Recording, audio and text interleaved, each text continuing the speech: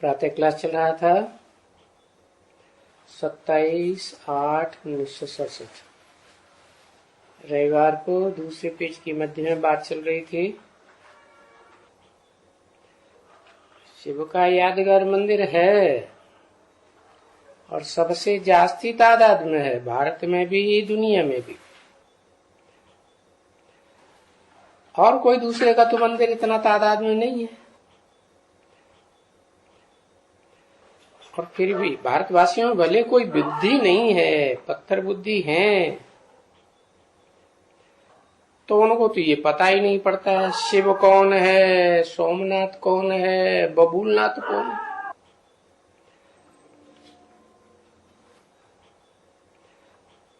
अब नाम अलग अलग हैं तो काम भी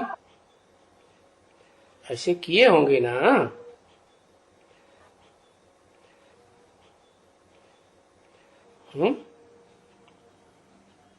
सोमनाथ जो काम करेगा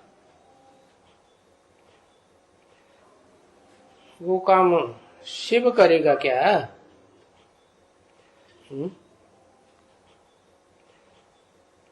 शिव इस सृष्टि पर आकर के वो तो आत्मिक स्थिति से देखा जाए तो वो तो सबसे ऊंची आत्मा है, परम पुरुष है। और वो परम पुरुष निराकारी है और सदा निराकार है।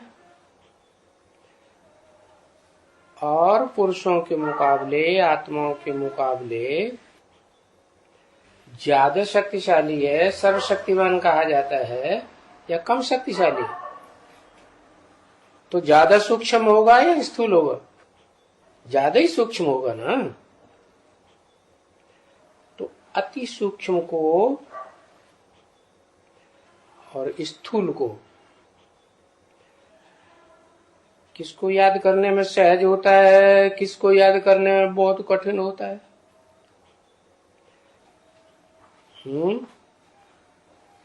स्थूल को याद करने में सहज हो जाता है, क्योंकि देह स्थूल है और जन्म जन्मांतर द्वापर युग से जब से ये देहधारी धर्म पिताएं आए तो देह को और देह की स्थूल कर्म इंद्रियों को याद करते आए। तो टेव पड़ी हुई है, आदत पड़ी हुई है स्थूल को, बड़े रूप को याद करने की। तो शिव बाप जब आते हैं निराकार इस सृष्टि पर तो किसको ढूंढेंगे? किसको निमित्त बनाएंगे? सृष्टि रूपी रंगमंच पर एक को निमित्त बनाएंगे या प्रजातंत्र सागर शासन चलाएंगे? ढेर के ढेर एक को ही निमित्त बनाएंगे ना। जैसे जंगल का राजा शेर होता है और प्राणी तो उसके मुकाबले इतने ताकतवर नहीं होते, तो शेर बच्चे तो बहुत पैदा करता है, लेकिन उनमें शेर एक ही होता है कि ढेर होते हैं? एक ही शेर होता है। तो ऐसे ही शिव बाप आते हैं तो इस सृष्टि पर आत्मा का ज्ञान तो देते हैं, लेकिन उनको तो पता है ना इस सृष्टि रूपी रंगमंच पर कौन सी आत्मा आत्मिक स्टेज में ज्यादा से ज्यादा जन्म तक रही।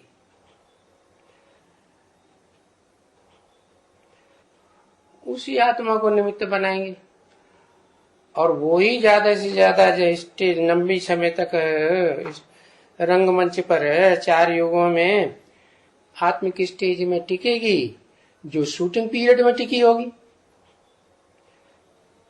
कि दूसरी हो जाएगी? दूसरी नहीं होगी। तो वो उसी में परमानेंटली कहो, मुकर्रर रूप से कहो, प्रवेश करता है। फिर भी पार्शलिटी नहीं करता। क्या वो बोलता है कि ऐसे नहीं कि मैंने मुकर्रर रूप से किसी रथ में प्रवेश कर लिया तो मैंने पार्शलिटी कर दी, नहीं। कि मेरे प्रवेश करने के कारण ज्यादा याद आएगा, नहीं। नियम बता दिया। क्या नियम बताया? तुम मुझे जितना याद करेंगे उतना मैं तुम्हारे साथ रहूंगा। क्या याद नहीं करेंगे तो तुम्हारे साथ नहीं। तो याद करने वाले तो फिर नंबरवार होते हैं। और नंबरवार क्यों बनते हैं? नंबरवार बनने का कारण क्या? वही शूटिंग पीरियड। शूटिंग पीरियड में जिन्होंने वो अव्वल नंबर को जास्ती याद किया, जास्ती संग लिया जन्म जन्मांतर, तो उनको ज्यादा याद रहेगा, कम याद रहेगा? उनको ज्यादा याद रहेगा। चलो वो तो उसके फॉलोअर्स की बात हुई।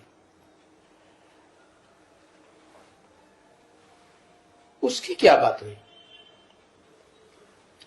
है? उसको ये आत्मिक स्थिति में ज्यादा टिकना क्यों होता है? बिना कारण के? कोई कारण होगा। क्या कारण?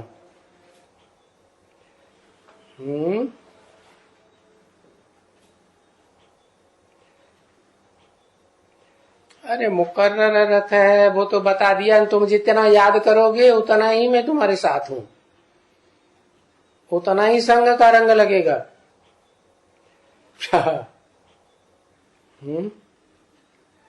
है, तेरी बुद्धि में बाबा कहने से बिंदी ही याद आवेगी। तो तेरी जिसको कहा उसको कैसे पता चलेगा कि मेरी है? ब्रह्मा के तन में आके वेदवाणी चलाई है, गीता ज्ञान दिया, तो कोई एक को कैसे मालूम पड़ जाएगा कि तेरी शब्द मेरे ही लिए बोला? सुनने वाले तो ढेर बैठे हैं। तो आत्म सदा कायम एक शिव बाबा, तो उसे पता चलेगा कि मैं ही शिव बाबा हूं इस सृष्टि पर सदा कायम। उसे कैसे पता चल जाएगा? वो इसलिए कि आत्मिक स्थिति में ज्यादा इसलिए टिकती है, कारण ये हुआ कि जो आत्मा इस सृष्टि रूपी रंगमंच पर ऑलराउंड पार्ट बजाएगी वही तो पावरफुल बनेगी। और पावरफुल उतनी ही बनेगी जितना सूक्ष्म स्टेज वाली होगी। क्या? कम सूक्ष्म स्टेज वाली तो इस सृष्टि रूपी रंगमंच पर कम टिकेगी। ज्यादा पावर वाली है बैटरी, जैसे बैटरी होती है ना, छोटी भी होती है लेकिन पावर नहीं होती है। छोटी बैटरी में भी कोई बड़ी बड़ी पावर होती है। कोई बड़ा सेल होता है, उतनी पावर वाला, देखने में बड़ा लग रहा है, पावर वाला नहीं है। तो जो जितना सूक्ष्म होता है उसको ज्यादा पावरफुल कहेंगे ना। और सूक्ष्म उतना ही आत्मा बनेगी जितना आत्माओं के बाप को, जो सूक्ष्म अति सूक्ष्म है, उसको याद करेगी। तो बताया कि बबूलनाथ अलग नाम, बड़े ते बड़े कांटे बनते हैं, दुखदाई कांटे बनते हैं, उनको नाथने वाला। और शिव अलग नाम, शिव किसको नापता है? बड़े से बड़े कांटे को नहीं नापता। लेकिन वो अनेक जन्मों में बड़े से बड़ा कांटा रहता है कि एक जन्म में ही आके बनता है? और एक जन्म में भी आके तब बनता है, लास्ट जन्म में बनता है। वो भी तब बनता है जब संग का रंग लेते लेते लेते लास्ट में आकर के शिव बाप जब आते हैं और आने का उनका हिसाब ये बता दिया दिव्य जन्म का कि औरों के आत्माओं के मुकाबले उनका दिव्य जन्म कैसा है। और आत्माएं जो प्रवेश करती हैं, भूत प्रेत वगैरह भी प्रवेश करते हैं, या आत्मा गर्भ में भी प्रवेश करती है, तो प्रवेश करने का उनका तरीका अलग है सबसे। क्या माता के गर्भ में आत्मा प्रवेश करती है तो माता को तो पता चलता है, और शिव आते हैं तो है किसी को पता नहीं चलता। इसलिए जब शिव आया उस मुकर्रर रथ में तो उसको भी पता नहीं चलता। जब पता ही नहीं चलता तो पुरानी परंपराएं जो चली आ रही हैं समाज में, दुनिया में, क्या परंपरा चली आ रही है कि भगवान सर्वव्यापी है। क्या मेरे में है, तेरे में है। अब जो ज्यादा तपस्या करेगा, ज्यादा पुरुषार्थी होगा, मेहनत ज्यादा करेगा, तो वो शिवोहम हो गया जो सबको पढ़ा सके। तो अब ये तो शास्त्रों के पढ़ने की बात हुई। जिन्होंने जितने शास्त्रों का अध्ययन किया होगा तो सबको बुद्धू बना लेते हैं। कम अध्ययन किया होगा तो कम बुद्धू बना पाएंगे। तो बताया कि शिव बाप प्रवेश करते हैं तो वो वही बात, क्या उसको पता ही नहीं चलता। तो पता ही नहीं चलता तो शिव हम बन के बैठेगा कि नहीं। जब ढेर के ढेर हुजूम के हुजूम इकट्ठे हो जाएंगे सैकड़ों की तादाद में, तो वो अपने को शिव समझ करके पतितों को, तमो प्रधान को सतो प्रधान बनाने के लिए, संग का रंग दिलाने के लिए अपना पुरुषार्थ करेगा कि नहीं। और ये समझेगा कि मैं सच्चा काम कर रहा हूं कि झूठा कर रहा हूं। सच्चाई समझ के करेगा ना। तो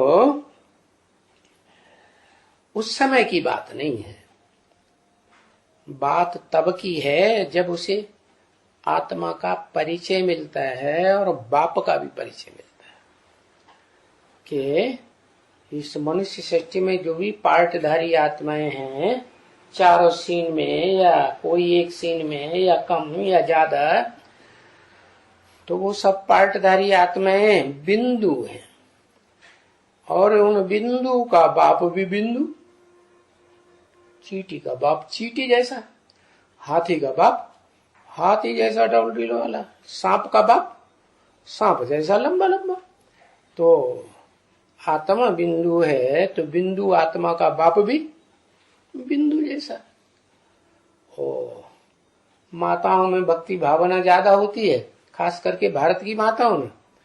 तो वो परंपरा प्राचीन काल से चल गई, ऋषियों मुनियों ने बनाई दी।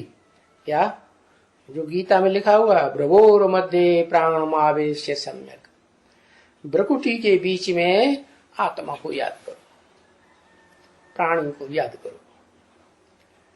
तो जो परंपरा डाल दी कि भ्रकुटी के बीच में ज्योति बिंदु आत्मा रहती है, तो माताएं तो पक्की हैं आज तक भी। क्या करती है भ्रकुटी में बिंदु लगाती है। अभी तो विदेशियों का प्रभाव पड़ गया, तो खान पान रहन सहन सब कुछ बदल गया भारतवासियों। क्योंकि भारतवासी कन्वर्ट भी तो जल्दी होते हैं संघ के रंग में। तो अभी तो कोई कोई तो अभी भी लगाती है, लगाती ही नहीं, देखा है? दुनिया में खास करके भारत में कोई कोई माताएं आज भी बिंदी लगाती हैं। पता नहीं है इसलिए बड़ा बिंदा भी लगा लेती है। तो बाप आके बताते हैं, बच्चे तुम ज्योति बिंदु आत्मा हो, तो दूसरा कोई तुम्हें देखे तो उसे तुम्हारी भ्रकुटी में बिंदु याद पड़े तो अच्छा ही है ना। तो डायरेक्शन दे दिया कि छोटा सा स्टार सफेद वाला बिंदी लगानी चाहिए। तो भले बाप ने बोल दिया, सुप्रीम सोल ने बोल दिया, तो भी भाई लोग लगाते हैं कि माताएं लगाती हैं? माताएं लगाती हैं, भाई लोग नहीं मानने वाले, लफड़ेबाजी। तो वो आत्मा जो है, जब उसे ज्ञान मिलता है दूसरे जन्म में, कल बताया था ना, फेल हो गई तो दूसरा जन्म लेना पड़े। तो दूसरे जन्म में जब आती है तो दो ही आत्माएं मुख्य हैं भारत में भगवान के रूप में। कौन कौन? राम और कृष्ण। तो वो राम वाली आत्मा जो बाप के रूप में है, वो तो बीज रूप आत्मा, वो तो फेल हो गई।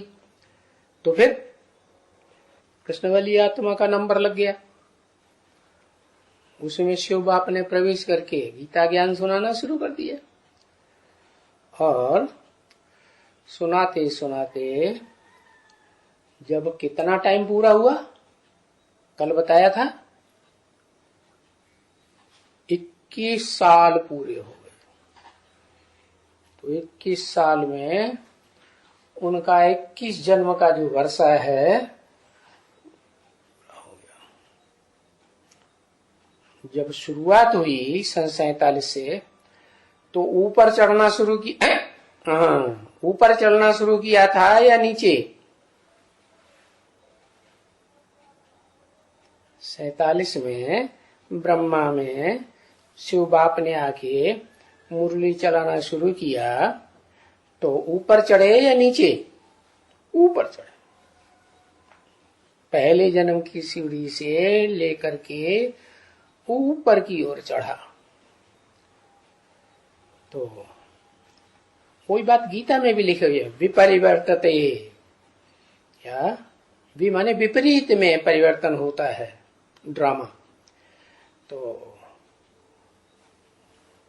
पहले जन्म से लेकर के, पहले वर्ष से लेकर के 47 से और सन 68 तक 21 साल हुए ना। 21 साल में वो आखिरी सीढ़ी तक पहुंचे कि नहीं? ज्ञान परिपक्व स्टेज में पहुंचा? जब नहीं पहुंचा, क्यों? आत्मा का ज्ञान पक्का नहीं हुआ कि तुम ज्योति बिंदु आत्मा हो, तुम्हारा बाप ज्योति बिंदु है। और वो ज्योति बिंदु आत्मा और तो उस ज्योति बिंदु आत्मा का परम पिता शिव बाप इस सृष्टि पर कितना और कैसे पार्ट बजाता है, ये क्लियर नहीं हुआ। और जिसमें प्रवेश करता है वो कितने जन्म कैसे कैसे चारों सीन में पार्ट बजाता है, वो क्लियर नहीं हुआ है? क्या क्या मंथन नहीं हुआ। हाँ, तो उसी के लिए तो बताया कि बच्चा थोड़ा ही मंथन करता है। ब्रह्मा वाली आत्मा तो, कृष्ण वाली आत्मा तो भारतवर्ष में बच्चे के रूप में पूजी जाती है। मंदिरों में देखो जाके, जो कृष्ण के चित्र रखे हुए हैं वो बचपन के चित्र रखे हुए हैं कि बड़े के रूप में पूजा की जाती है, छोटे रूप की पूजा की जाती है। तो यादगार कहाँ की है? संगम युग की यादगार है ना। तो संगम युग में उसने लंबे समय तक बच्चा बुद्धि का पार्ट बजाया। तो वो थोड़ी मंथन करेगी, उसको तो जितना सुना दिया बेसिक प्राइमरी नॉलेज में, जो अम्मा अम्मा का पार्ट है ना, अम्मा तो नहीं समझेगी। तो बच्चा बुद्धि आत्मा वो मनन चिंतन मंथन नहीं करती। क्या प्रश्न था तुम्हारा? मंथन नहीं होता, मंथन नहीं होता तो करेगी कैसे वो मंथन? वो मंथन करने वाली आत्मा ही तो फिर उनके शरीर छोड़ने के बाद उसी वर्ष में ज्ञान में आ जाती है। और वो राम वाली आत्मा पूर्व जन्म से ब्राह्मणत्व के संस्कार लेकर के आती है, तो ज्यादा तीखी होगी या कम तीखी होगी? और ब्राह्मणों के मुकाबले है ज्यादा तीखी होती है। और वो ब्रह्मा के द्वारा जो भी ज्ञान सुनाया गया, वेदवाणी सुनाई गई, उसका गहराई से मनन चिंतन मंथन करती है। क्या ज्ञान मार्ग की आत्मा है ना, अव्वल नंबर। भक्ति मार्ग में भी कोई हुआ है जिसने वेदों का बड़ा मंथन किया अंतिम जन्म में, याद है नाम? एक बार सुनाया था, नहीं याद है? गायत्री परिवार का नाम सुना? नहीं सुना? हाँ, वो गायत्री मंत्र को विशेष ध्यान, रामचंद्र। क्या भक्ति मार्ग में भी उनका नाम रामचंद्र रख दिया। बहुत वेदों का प्रकांड विद्वान माना जाता था। अभी भी उसके फॉलोअर्स जो हैं उन्हीं रामचंद्र को भगवान मानते हैं। तो वो राम वाली आत्मा ब्रह्मा के शरीर छोड़ने के बाद रंगमंच पर आती है शूटिंग पीरियड में, और जो कुछ भी ज्ञान सुनती है, जो मुरलियां सुनती है, वो सारी मुरलियां मनन चिंतन मंथन करके रिसर्च करने का स्वभाव है। क्या? और रिसर्च में तो क्या बताया जाता है? जो रिसर्च के स्टूडेंट होते हैं ना, बीए एमए की पढ़ाई पढ़ने के बाद उनको रिसर्च का काम दिया जाता है, तो उनको बताया जाता है कि कोई बात की रिसर्च करनी है, खोज करनी है, तो एकदम रूट में चले जाओ। क्या? जड़ पकड़ो उसकी कहां से। तो वो आत्मा तो आते ही ब्रह्मा कुमारी और ब्रह्मा कुमारों की बात पे ध्यान नहीं देती, सीधा किस बात को पकड़ लेती है? किस पे ज्यादा ध्यान देती है? आदम पे ज्यादा ध्यान दे। तो आदम वाली तो आत्मा ही है।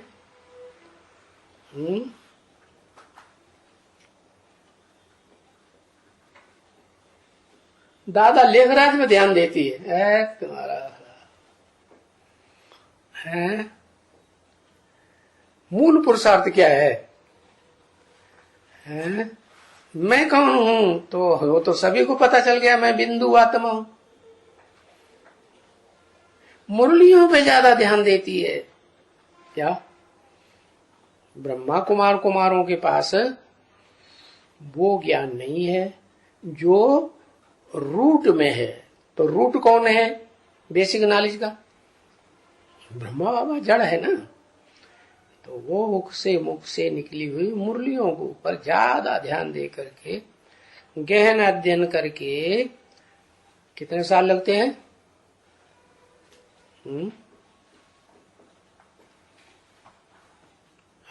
5 साल। हाँ, 69 से 76 तक। 69 तो गया, क्योंकि 5 दिसंबर को तो उसको पक्का होता है कि मैं ज्योति बिंदु आत्मा हूं। तो दिसंबर तो खत्म हो गया ना 69 का। तो 70 से लेकर के 76 तक कितने साल हुए? 76 में पूरा ही जोड़ लो। कितने साल हुए? 7 साल हुए। उस 7 साल में वो परिपक्व स्टेज में मुरलियों के तंत्र को पकड़ लेती है, और तंत्र को पकड़ने के बाद वो अपनी आत्मा को पहचान लेती है या नहीं पहचानती है? क्या पहचानती है? कि मैं इस सृष्टि रूपी रंगमंच पर, सृष्टि रूपी रंगमंच का बीज रूप बाप हूं।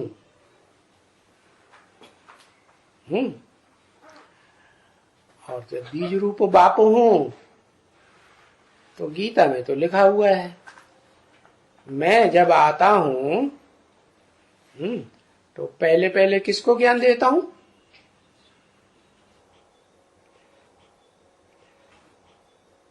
पता है? सूर्य को ज्ञान देता हूं। क्या? विभावसु। वि माने विशेष, भा माने रोशनी, वसु माने धन संपत्ति। विशेष ज्ञान की रोशनी की धन संपत्ति उसे मिलती है। किसको? सूर्य। सूर्य से ज्यादा रोशनी होती है किसी में? नहीं होती है। तो षष्ठी रूपी रंगमंच पर वो ज्ञान सूर्य के रूप में प्रैक्टिकल प्रत्यक्ष होने वाली आत्मा अपने को समझ ले, क्योंकि शिव बाप तो बिंदु है। षष्ठी रूपी रंगमंच पर अकेला सूर्य ही है। स्थूल रूप दुनिया में देखो कि कोई और भी है? सिर्फ सूर्य है चमकने वाला। सूर्य तो अकेला नहीं है। तारे हैं, चांद है, तो उनमें भी कोई ज्यादा चमकते हैं, कोई डिम डिम नहीं, कम थोड़े चमकते हैं। कोई अपने प्रकाश वाले होते हैं, टिमटिमाते रहते हैं। कोई अपने प्रकाश नहीं है, दूसरों से प्रकाश लेकर के, जैसे चंद्रमा खुद प्रकाशित नहीं है, सूर्य के प्रकाश से प्रकाशित है। तो ऐसे ही इस षष्ठी रूपी रंगमंच पर जो चैतन्य आत्माएं हैं, धरती के सितारे हैं, उनमें एक सितारा सूर्य के रूप में है। सारी सृष्टि पर जितने भी सितारे हैं उनमें मुखिया कौन है? सूर्य। तो सूर्य अगर कहा जाए तो वास्तव में तो सूर्य, ज्ञान सूर्य शिव है। कैसे? वो कभी किसी के अटैचमेंट में नहीं आता, रोशनी देता है। क्या?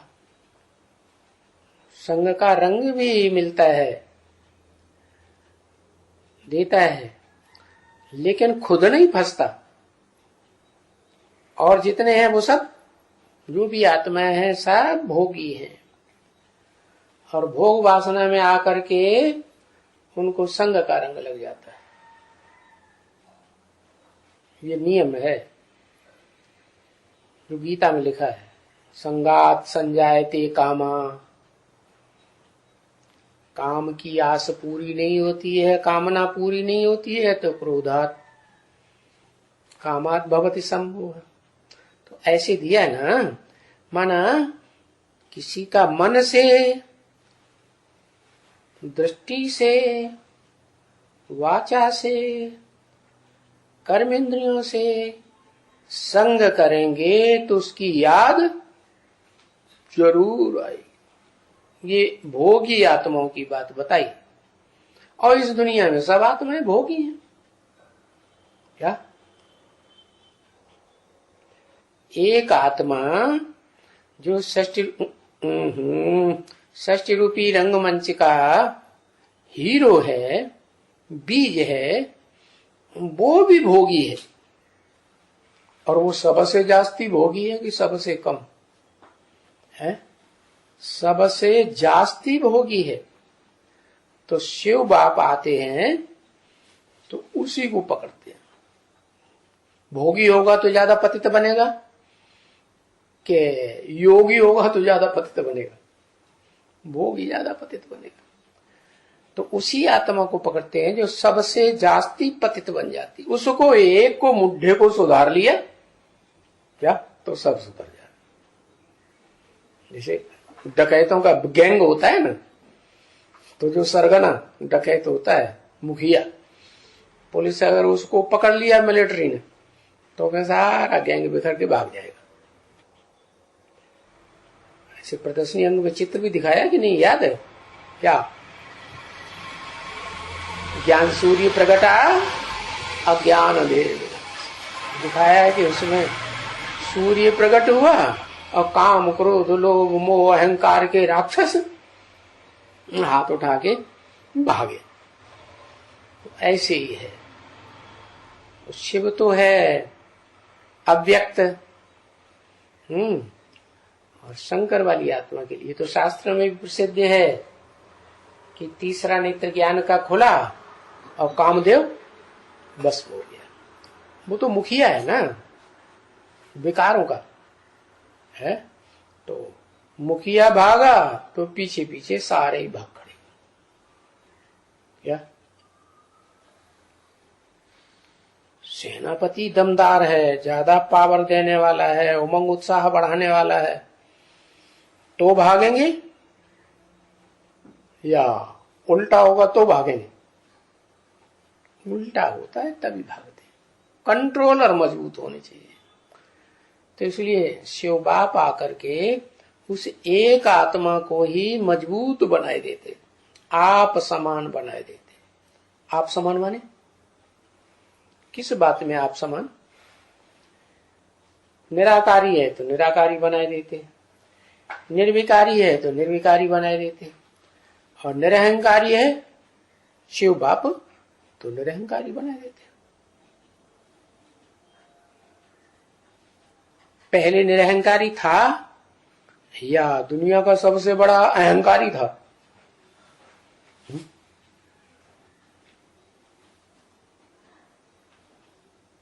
सबसे बड़ा अहंकारी, नाम ही रख दिया है अहमदाबादी। पैदाइश ही कहां से होती है? अहमदाबाद से। तो इतना बड़ा अहंकारी को इतना बड़ा निरहंकारी बनाए देना, तो उसमें कौन सा गुण विशेष आएगा जिससे सबसे जास्ती भाग्य बनता है? एक गुण है विशेष जिससे सबसे जास्ती भाग्य बनता है, और प्रैक्टिकल में आज की दुनिया में भी देखा जाता है।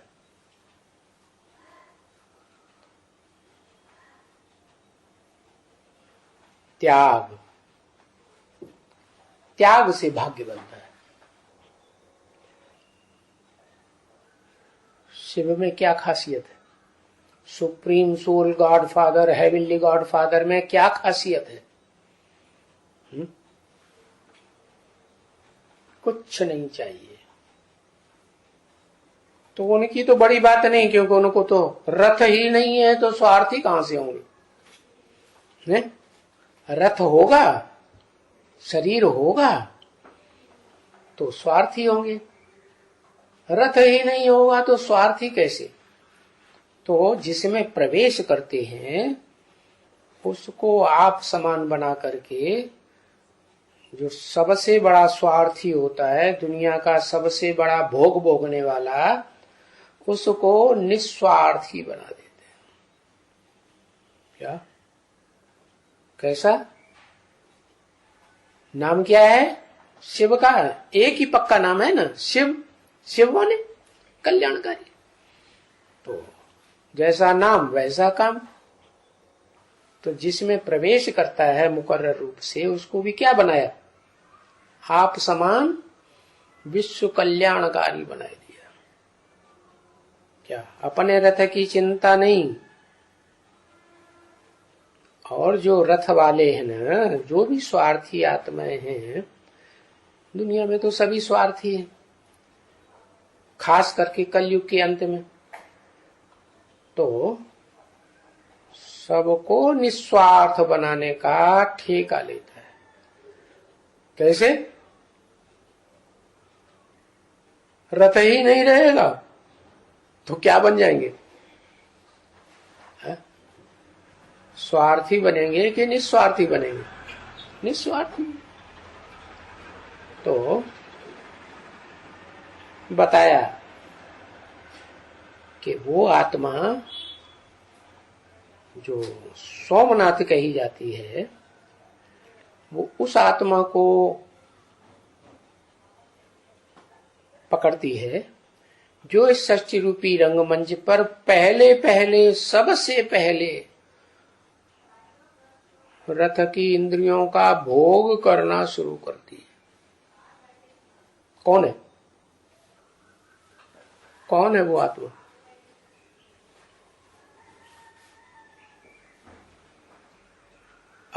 कृष्ण वाली आत्मा, जिसे हम कहें दादा लेखराज वाली आत्मा, ब्रह्मा वाली आत्मा। क्या?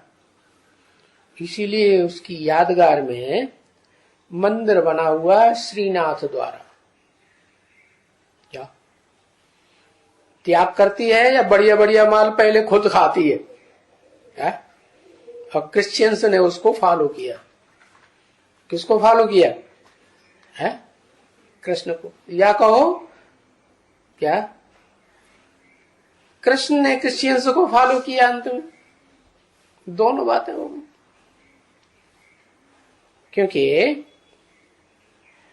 कृष्ण वाली आत्मा पहले ही जन्म से देह का सुख भोगना शुरू करती है कि नहीं? उससे पहले कोई और भोगता है? कोई है सृष्टि रूपी रंगमंच पर? कोई भी नहीं। वही कृष्ण वाली आत्मा, दादा लेखराज वाली आत्मा, वही ब्रह्मा वाली आत्मा प्रैक्टिकल जीवन में शूटिंग पीरियड में भी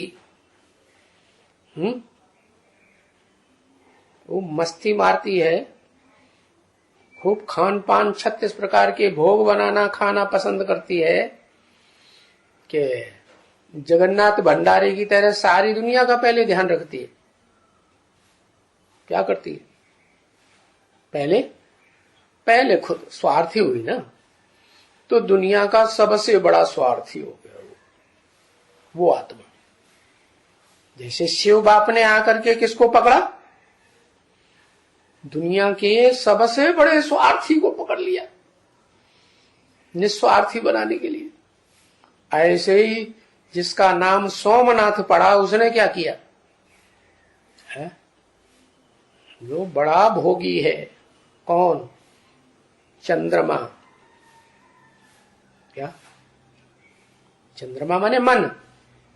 मन रूपी चंद्रमा बहुत तीखा दौड़ता है। दौड़ता है कि नहीं? और इंद्रियों के भोग पहले उसको चाहिए। इंद्रियां प्रबल हैं या मन प्रबल है? मन प्रबल है। तो जो प्रबल होगा वो पहले अपनी पूर्ति करेगा, दूसरे पड़े हुए हैं उनकी पूर्ति करेगा? है? उनकी पूर्ति नहीं करेगा, पहले अपनी। अगर स्वार्थी है तो ब्रह्मा वाली आत्मा क्या करती है? ये उसका यादगार मंदिर बन गया श्रीनाथ दरबार। और अगर किसी को भोग देगी भी तो जो जितना यज्ञ में ज्यादा देगा तो उसको बढ़िया परवरिश करेगी। बड़े आदमियों की ज्यादा बढ़िया परवरिश। आज भी ब्रह्मा कुमारी जो है, ब्रह्मा की फॉलोअर, कोई भी जाके देख सकता है। बढ़िया परवरिश होती कि नहीं? प्रधानमंत्री जाएगा ब्रह्मा कुमारी विद्यालय के हेड ऑफिस में, तो बढ़िया आवभगत होगी कि नहीं? सूखी रोटी दाल चावल दिया जाएगा खाने के लिए? बिल्कुल नहीं। बढ़िया से बढ़िया 36 प्रकार के भोग मिलेंगे। क्या सबको मिलते हैं? सबको। तो बताया कि सोमनाथ नाम क्यों पड़ा? क्योंकि सोम नाम है चंद्रमा का। वो ज्ञान चंद्रमा ब्रह्मा कृष्ण चंद्र, वो आत्मा क्या करती है? बहुत भोगी है, भोग की शुरुआत ही उसने की संसार में, तो उसी आत्मा को वो पकड़ लेती है। कौन? जो शिव समान बनी शंकर की आत्मा। इसलिए शिव के साथ शंकर का ही नाम जोड़ा जाता है। कोई और देवता, कोई और ऋषि मुनि, कोई और मनुष्य, कोई और राक्षस का नाम जोड़ा जाता है क्या? है? नहीं जोड़ा जाता। तो ऐसे ही वो भी फॉलो करता है। कौन? शंकर वाली आत्मा, जो षष्ठ रूपी रंगमंच का हीरो पार्टधारी है, वो भी यही परंपरा चालू रखता है। क्या? क्या अभी अभी तो बताया। क्या परंपरा चालू रखता है? कि इस षष्ठ रूपी रंगमंच पर जो सबसे भोगी आत्मा है और भोग वासना में पहला नंबर जाती है, कोई कहे कि क्या उसका बाप नहीं है? भोग नहीं करेगा तो पैदाइश कैसे करेगा? है? जो सतयुग में कृष्ण पैदा होगा 16 कला संपूर्ण, तो उसका जन्म देने वाला भोग नहीं भोगता है? दृष्टि का भोग नहीं भोगता, भोगता है तेरा भला। उसको जन्म देने वाला वाइब्रेशन का सुख भोगता है। ये वाइब्रेशन शरीर की चीज नहीं है, क्या? ये अव्यक्त चीज है। देह व्यक्त होती है और मन बुद्धि अव्यक्त होती है। तो मन बुद्धि के वाइब्रेशन से वो संतान पैदा करते हैं। ब्रह्मा ने सृष्टि कैसे रची? क्या शास्त्रों में गायन है? मनसा सृष्टि रची। मानसी सृष्टि के 4 बच्चे पहले पैदा कर दिए। सारी सृष्टि मानसी है, उन बच्चों ने भी ऐसे ही किया। तो मन के वाइब्रेशन से वो तैयार होते हैं। क्या? अरे ब्राह्मण कैसे पैदा होते हैं? ब्राह्मणों की संख्या कैसे बढ़ती है? सेवा करने जाते हैं? तो ज्ञान की सेवा करेंगे तभी तो निकलेंगे, ऐसे ही निकलेंगे।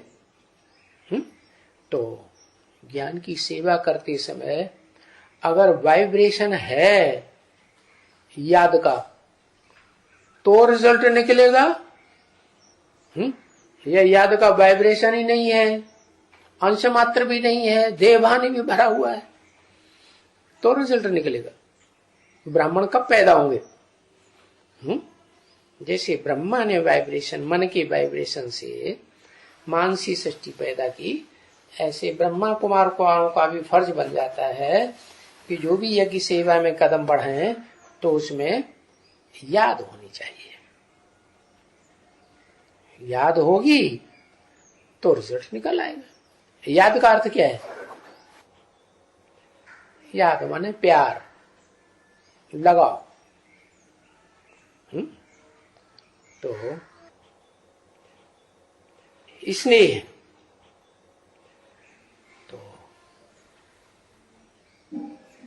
दुनिया में भी संतान पैदा करते हैं ना लोग, तो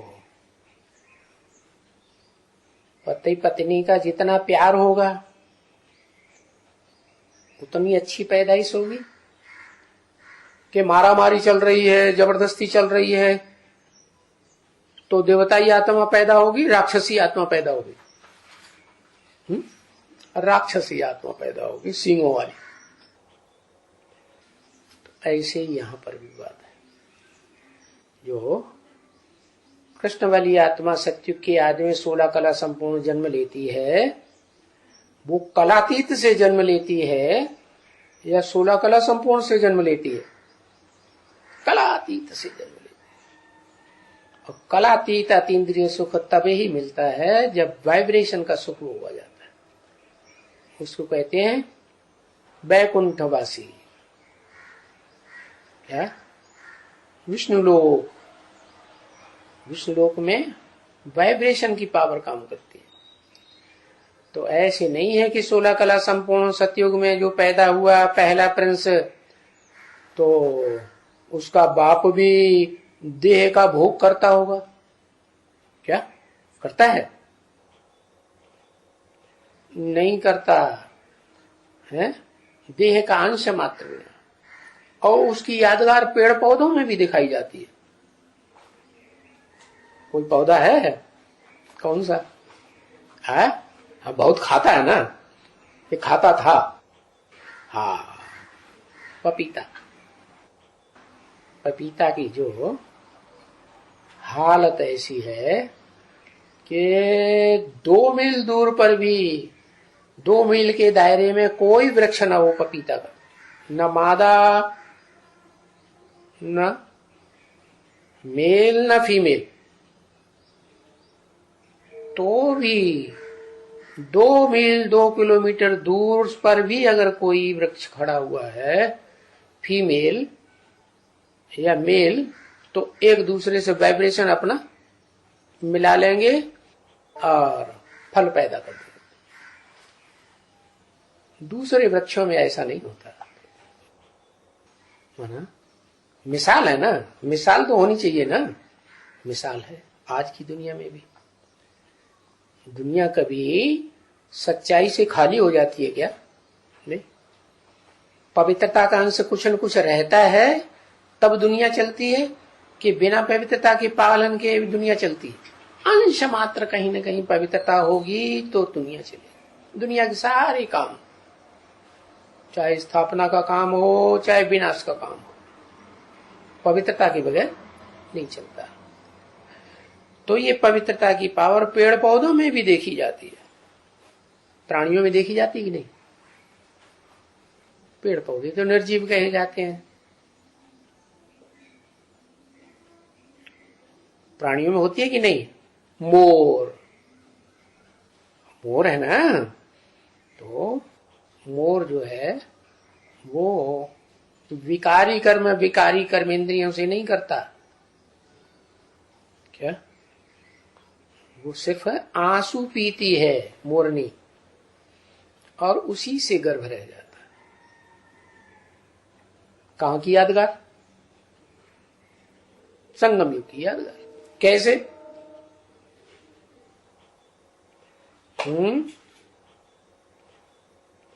कैसे यादगार कहेंगे? क्या चलन?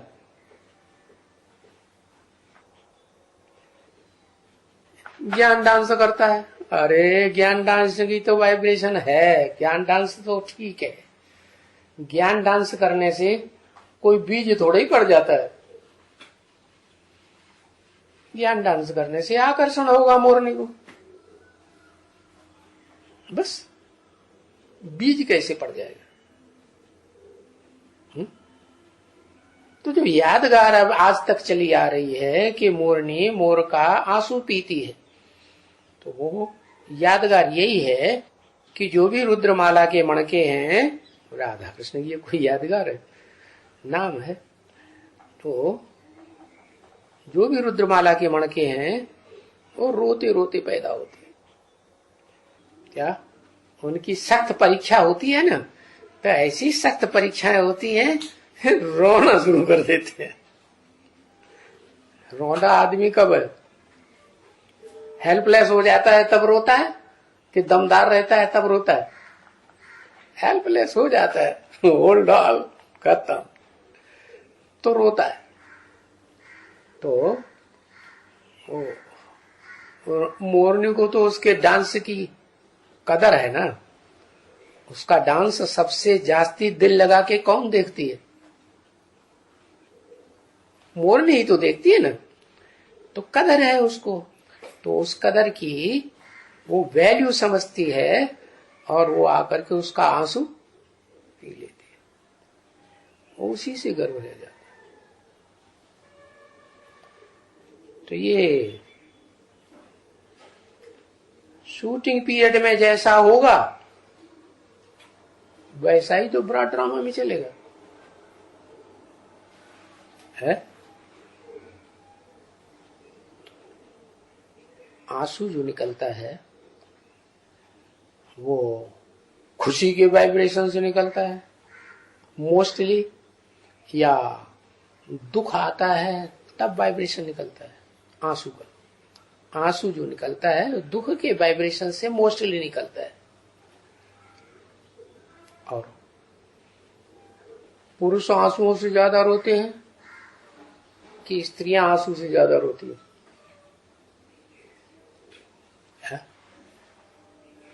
स्त्रियां ज्यादा रोती हैं आंसुओं से।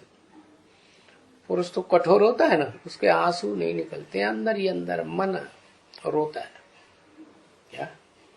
लेकिन वो पुरुष है, अब पुरुष होते हुए भी आंसू से निकल पड़ता है। कहते भी है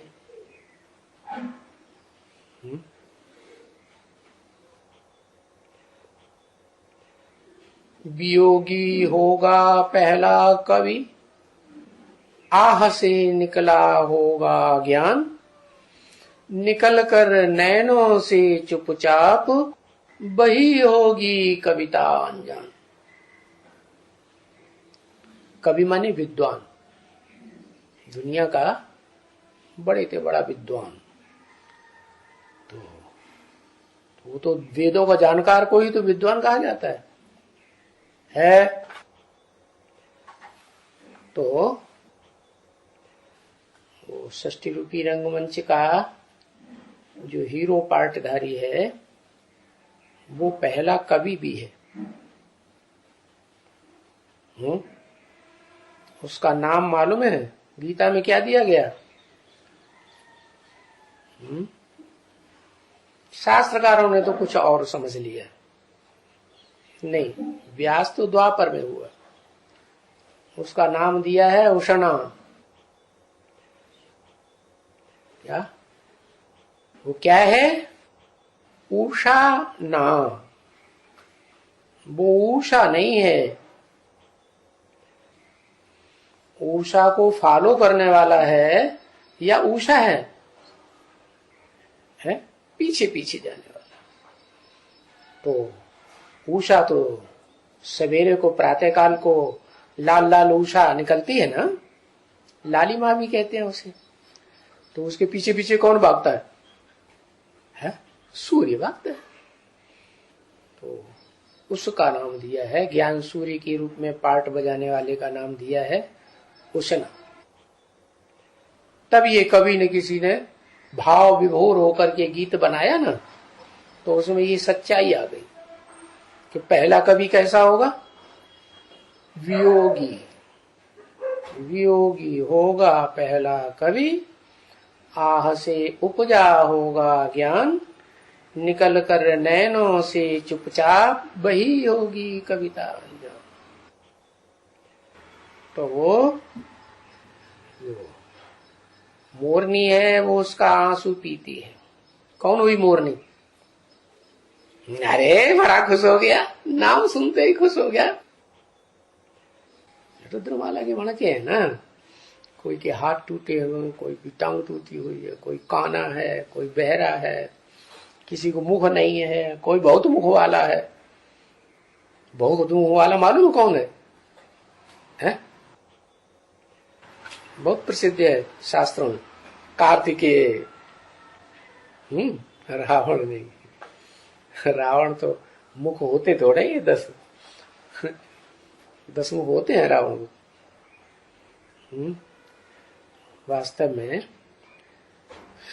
षष्ठी का आरंभ हुआ तो कार्तिकेय है, उसका नाम है कार्तिकेय। क्यों कार्तिकेय नाम पड़ा है? उसकी अम्माओं का नाम क्या था? कृत्तिका। अब कृत्तिकाएं एक थी या अनेक थी? 6 कृत्तिकाएं थी। और वो तो अपनी अम्माओं को जानता होगा ना। या तो वो जानता होगा या उसका बाप जानता होगा। अम्मा को कौन जानेगा? अम्मा को या तो बच्चा जानेगा है, या तो अम्मा होगा, जो बाप होगा वो जानेगा।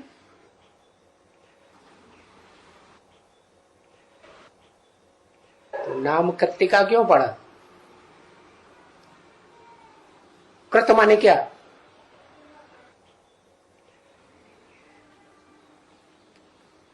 कृति नहीं, वो प्रकृति नहीं, सिर्फ कृति माने प्रकृष्ट कर्म करने वाली नहीं, सिर्फ कृति, कर्म किए। तो कर्म कौन सी युग से शुरू होते हैं? कर्मेंद्रियां कर्म करना कौन सी युग से शुरू करती है? द्वापर से। द्वापर से इब्राहिम आया और ये जो भ्रष्ट इंद्रियां हैं शरीर की, वहां से कर्म करना शुरू होता है। तो ये 6 धर्मों की 6 कृतिकाएं निकलती हैं, माताएं। कौन कौन से 6 धर्म होंगे?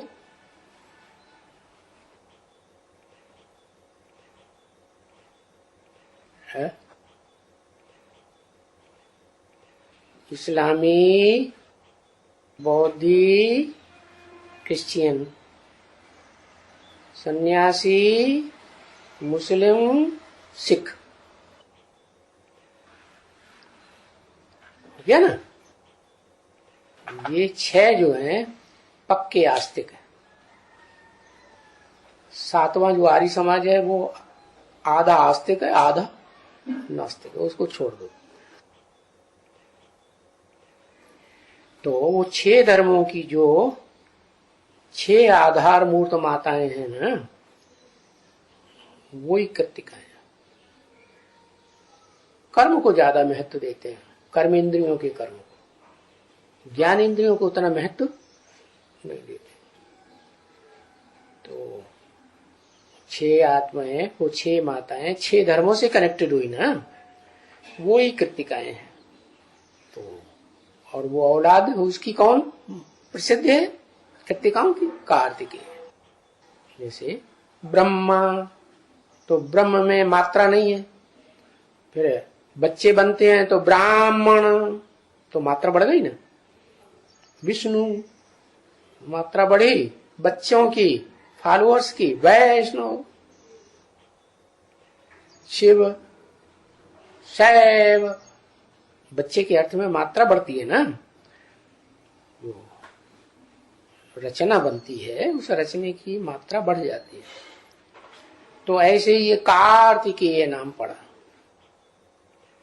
और ये 6 माताओं का पुत्र है। तो 6 की तरफ बुद्धि जाएगी कि एक माता की तरफ बुद्धि जाएगी? 6 की तरफ। और गणेश जी की है एक माता। तो कौन बढ़िया हुआ? मैं बढ़िया हुआ। क्यों? किसको कोई प्यारा लगता है, किसको कोई प्यारा लगता है ना? है ना? तो गणेश जी कहते हैं कि मैं तो एक माता का बच्चा हूं, और कार्तिकेय क्या कहता है? तो कहता है एक ही माता का बच्चा है, और मैं तो 6 माताओं का बच्चा हूं। तो कौन बड़ा हुआ? एक वाला। क्यों एक वाला? क्यों?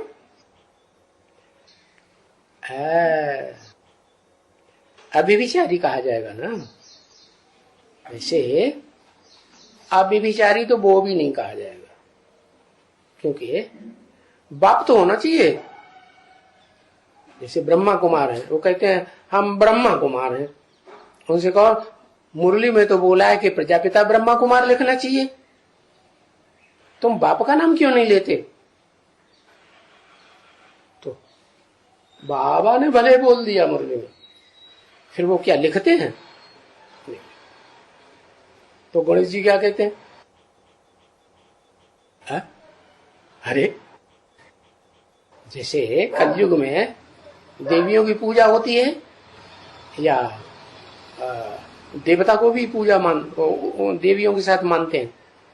नहीं मानते। तो कलयुगी हो गए ना, इसलिए कलयुग में दिखाया है। सीढ़ी के चित्र में देखा किसकी पूजा होती है?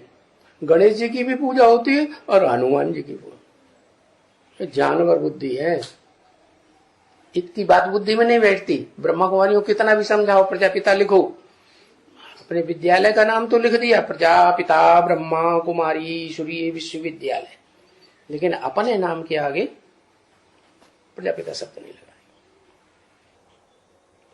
तो बात चल रही थी क्या? सोमनाथ मंदिर की। सोम माने चंद्रमा, और चंद्रमा ज्ञान चंद्रमा को नाथने वाला कौन? वही शिव या शंकर है? शंकर। चंद्रमा को लगाम लगाने का काम शिव नहीं करता। शिव का काम है शंकर के ऊपर सवारी करना, और शंकर का काम है चंद्रमा के ऊपर कंट्रोल करना। हाँ, बचपन की बात दूसरी है। बच्चा बुद्धि है, उतना विकसित बुद्धि नहीं है, कम कला की आत्मा है, अधूरा चंद्रमा है। तो बच्चे को प्यार दिया जाता है तो मस्तक पे धारण कर लिया। सभी माँ बाप ऐसे ही करते हैं। जब पावरफुल बनता है तो फिर सर के ऊपर थोड़े ही चढ़ाते हैं। पावरफुल बन गया, समझदार बन गया, तो समझदार बच्चा बाप को रिगार्ड देगा या बाप बच्चे को विशेष रिगार्ड देगा? कौन नमस्ते करेगा? बच्चा जो है वो बाप को नमः बुद्धि झुकाएगा। तो ऐसे ही दिखाया है कि ये जो भारत में सोमनाथ मंदिर पहला पहला बना, पहला पहला यादगार क्यों बना?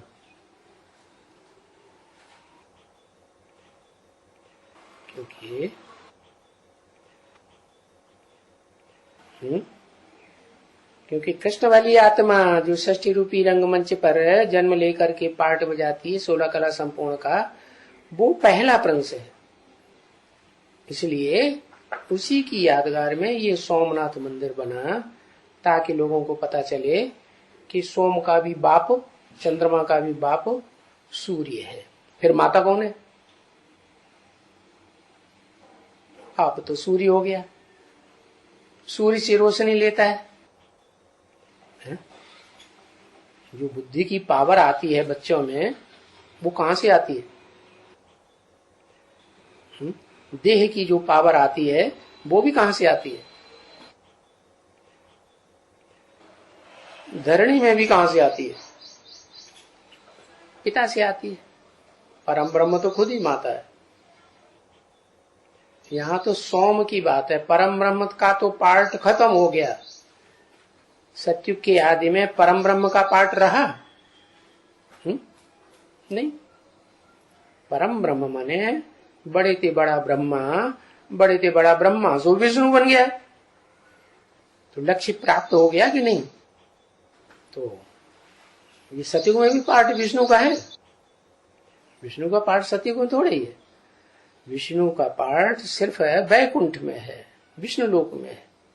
वो सबसे ऊंचे से ऊंचा लोक है, जहां अतीन्द्रिय सुख में रहते हैं सब, सारी जंट्री। लेकिन जब सतयुग शुरू होता है, पहला सीन ब्रॉड ड्रामा का, तो उसमें कृष्ण वाली जो आत्मा है वो 16 कला संपूर्ण पहला देवता बनता है। तो उसको जन्म दिया। उसको देह में बांधने वाली आत्मा कौन? क्योंकि माँ के पेट में तो पहले देह बनती है, 5 तत्वों का पुतला तैयार होता है, या आत्मा प्रवेश करती है। पुतला तैयार होता है, तो पुतला तो उसमें ज्यादा खर्चा किसका होता है, माँ का या बाप का? माँ का खर्चा होता है, सारे शरीर की सारी ताकत माँ की बच्चे में जाती है ना। लेकिन उसमें जो आत्मा आई, वो आत्मा जो आने वाली है, उसके संस्कार के अनुसार उसका शरीर बनाना। गर्भ में जो शरीर बनता है वो किस आधार पर बनता है? जो आत्मा उस शरीर में आने वाली होगी उसके वाइब्रेशन के आधार पर बनेगा ना। तो उसके वाइब्रेशन को बनाने वाला कौन? निमित्त कौन हुआ? शूटिंग पीरियड में बाप। क्योंकि जैसे आत्माओं के बाप ने आत्मा को तैयार किया, बड़ा पार्टधारी आत्मा को तैयार किया, बड़ी बैटरी को तैयार किया, ऐसे वो बैटरी छोटी बैटरी को तैयार करती। तो सोमनाथ नाम पड़ा, फिर बबूलनाथ नाम किसका?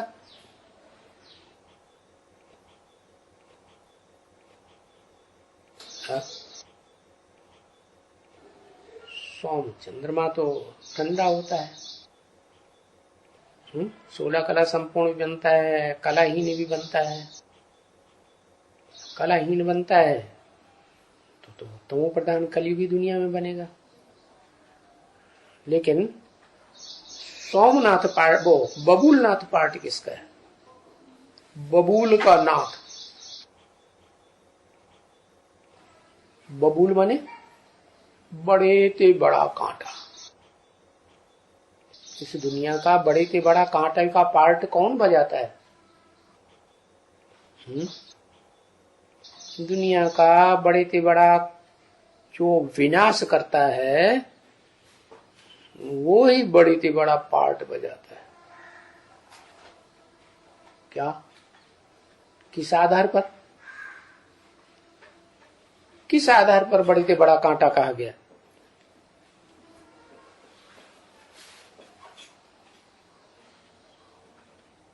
इम्प्योरिटी, काम विकार के आधार पर। काम जो है ना, वो बड़े ते बड़ा काम का कांटा बताया ना। तो वो बड़े ते बड़े कांटे को कंट्रोल करने वाली आत्मा कौन?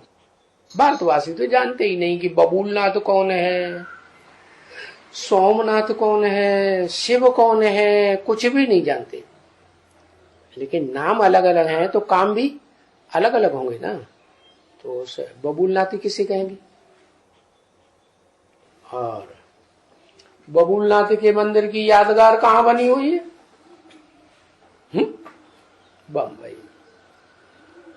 पहले नाम बम्बई था। क्या क्या नाम था? बम्बई। क्यों नाम पड़ा?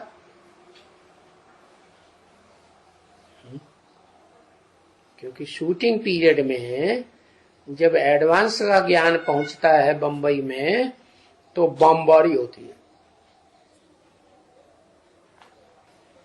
1993 में। हाँ, तो 93 में बम्बई की आत्माएं निकली होंगी एडवांस में। कब निकली पता ही नहीं। तो एडवांस की आत्माएं माने रुद्रमाला। महारुद्र हो गया उनका मुखिया, माने शंकर। और शंकर को कहा जाता है हर हर बम बम। तो बम बम की नगरी है। तो शास्त्रों में भी वो प्रसिद्ध है, उसी का नाम पड़ गया क्या? बम्बई। फिर अभी बदल करके प्रजातंत्र शासन में नाम क्या रख दिया? मुंबई। क्यों?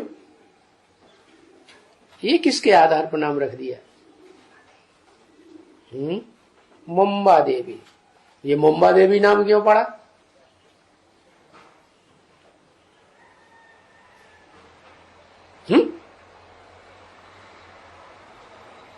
अरे मुंबा देवी अम्मा का नाम है कि बप्पा का नाम है? तो बप्पा के साथ अम्मा का भी तो नाम होना चाहिए। विनाश सिर्फ बाप ही करेगा या अम्मा भी करेगी? दोनों मिलके करेंगे ना।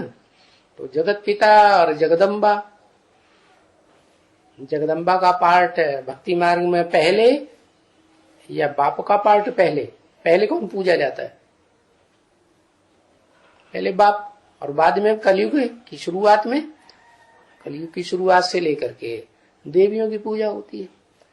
तो इसी आधार पर कलयुग के अंत में आकर के जो प्रजातंत्र शासन चलता है, प्रजा के ऊपर प्रजा का राज्य, हम कोई बाप को नहीं मानेंगे जो राजयोग सिखा करके राजाई देता हो। हमें राजाई से नफरत है। क्या चाहिए? मंत्री भले बना दो, बड़ा बड़ा, क्या बना दो?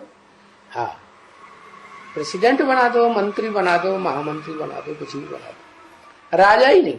राजाई नाम से ही नफरत। क्यों?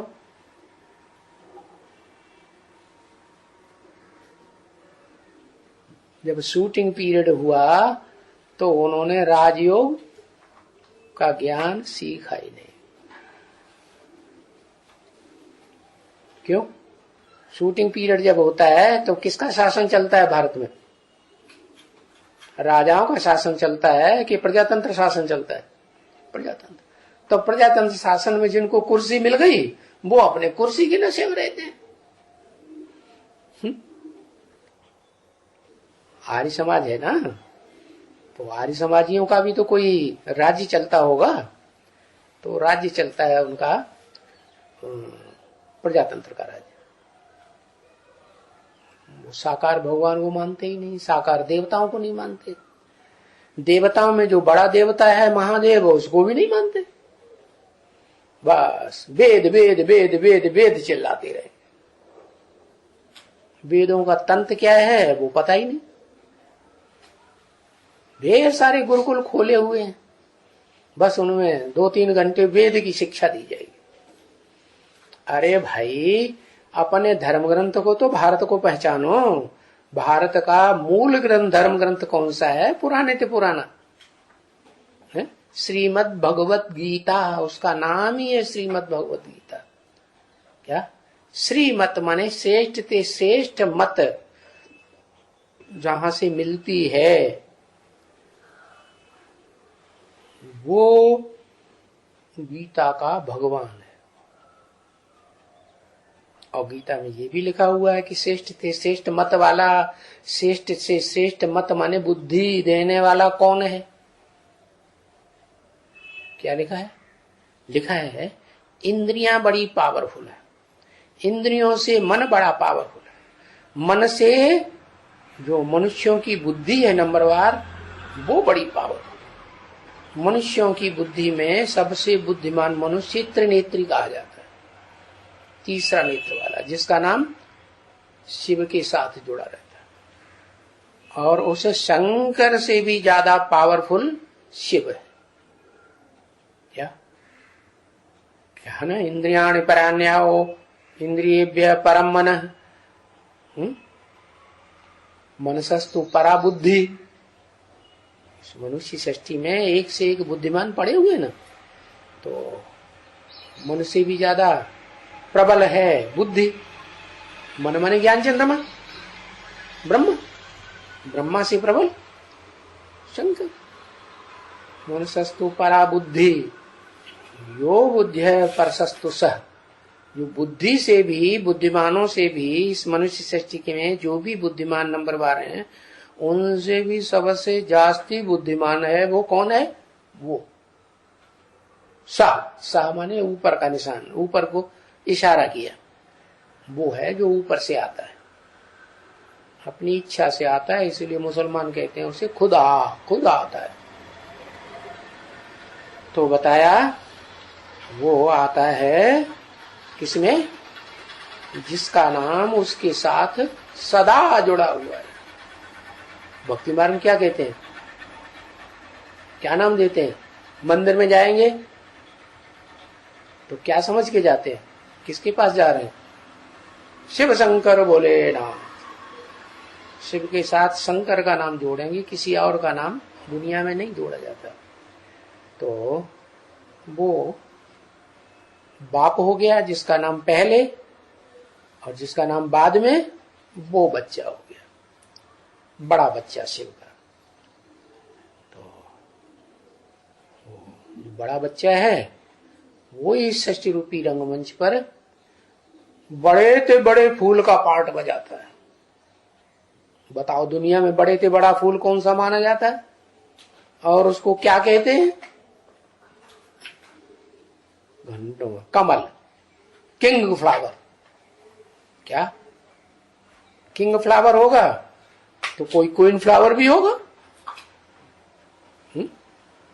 और वो भारत का होगा कि विदेश का होगा? भारत में भी गुलाब होते हैं, विदेश में भी गुलाब होते हैं।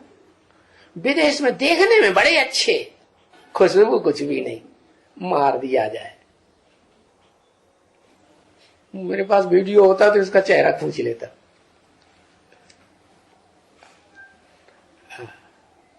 विदेश में क्या खासियत होती है गुलाब के फूलों की, विदेशी फूलों की? खुशबू नहीं होती है। खुशबू कौन सी होती है? खुशबू किसे कहते हैं, बदबू किसे कहते हैं?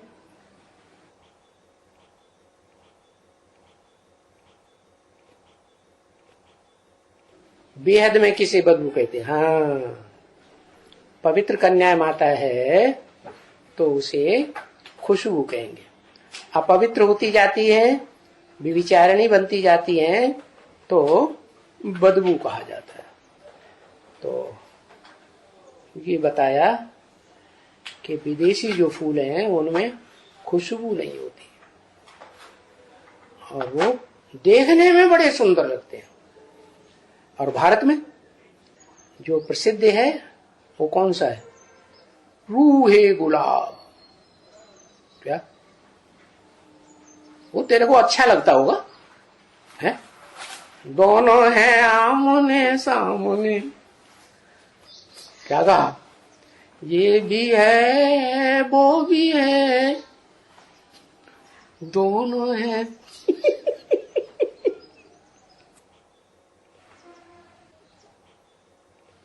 ओम शांति।